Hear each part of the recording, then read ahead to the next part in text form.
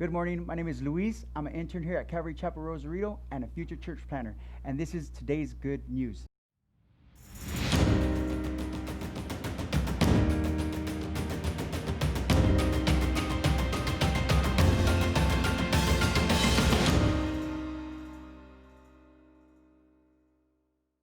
So today we'll be in Proverbs. We're going through a study through the book of Proverbs where we're choosing one verse from each chapter and we're going to look at it and study it. So today will be, if you have your Bible, you can open your Bible to chapter 6 and we're going to be looking at verse 6. But before we go into this verse, I want to share a story of this little ant walking down the street. He's looking for a job and he sees in front of this store a help wanted sign.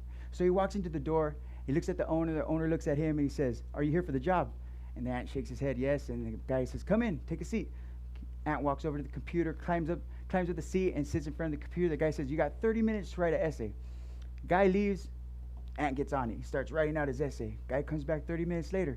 He looks at the essay and he says, "Wow, wow!" He's just surprised because the dots are dotted, the T's are crossed, and the punctuation is perfect. And he says, "I'm gonna give you 20 minutes to design me a website."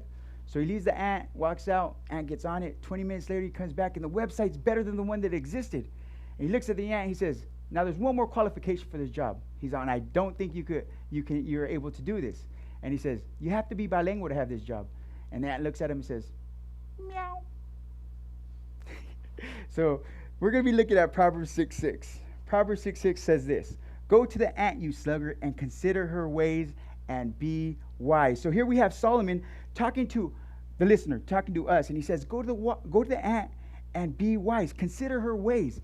Meditate on what she does. What does she do that we could benefit from? And as I'm sitting here thinking about the ant, as I study this verse and these verses, I'm thinking, well, an ant's fearless. Ant's pretty bold. It's not afraid of giants. It's not afraid of too many things. It goes and gets what it needs to get done.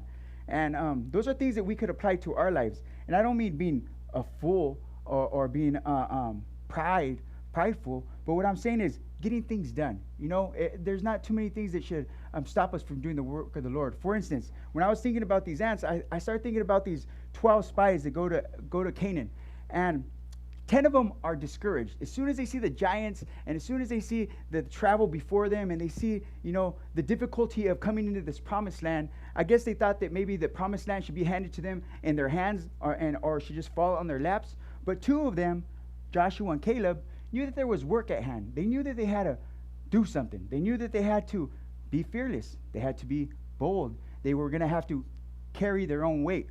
An ant carries more than its own weight. And we see this in these men who brought home these hand-sized grapes. And we see that they were not afraid of giants. We also see that they received the promise of the Lord. And if we go to Proverbs 24:13 and 14, it says, "Eat honey, my son, for it is good. Honey from the comb is sweet to the taste. Now also know also that wisdom is sweet to your soul.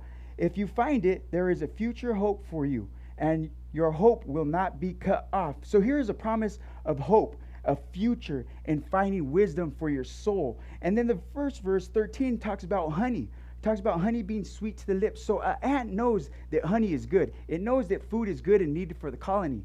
And we should know that wisdom is good for us. It's good for our souls. It's good for a future hope. We could put our hope in God and his wisdom and everything that comes right here in this book. So how do we not become like the sluggard?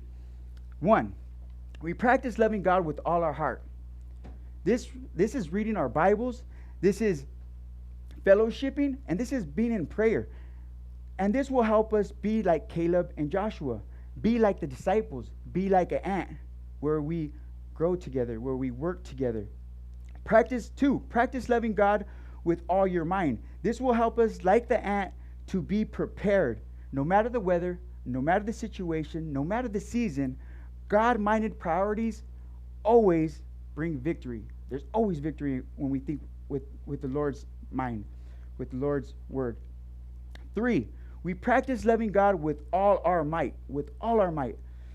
Ants got queens, we have a king. Be sure that your strength and your effort is for the Lord and from the Lord. John the Baptist said, "It's important that he increase and that I decrease. It's good to be small, my brother and sister, It's good to be fearless. And it's good to work in unity. And everything else will be added on. And that's today's good news.